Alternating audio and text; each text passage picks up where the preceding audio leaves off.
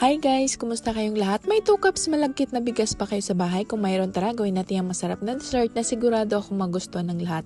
Napakadali lang nito at napakasimple lang at kunti lang mga ingredients na kailangan. At napakasarap talaga nito. I-level up natin ang ating ordinary biko, gawin nating more special. Napakasarap po talaga. Pwede nyo to ihanda sa kahit anong occasion nyo sa bahay or pwede nyo rin po to gawing negosyo. Kikita kayo dito, gawin nyo sa bahay at ibinta nyo. Nako, siguradong mabinta ito. Anyway, kung bago ka pala sa aking Facebook page, my name is Riza. Please paki-follow para maging updated kayo every time na may bago tayong upload. So ngayon, kailangan natin dito ng 2 cups malagkit na bigas. Ilagay ko lang dito sa aking rice cooker and then maglagay na rin ako dito ng water para hugasan natin ito. Hugasan lang natin ito for 3 times. Anyway, tell me where you're watching from and comment kayo sa baba kung taga saan kayo para next video natin, shoutout ko yung pangalan nyo. So after ko nahugasan, maglagay lang ako ng 2 cups na water dito or pwede coconut milk tapos lutuin ko lang ito sa rice cooker.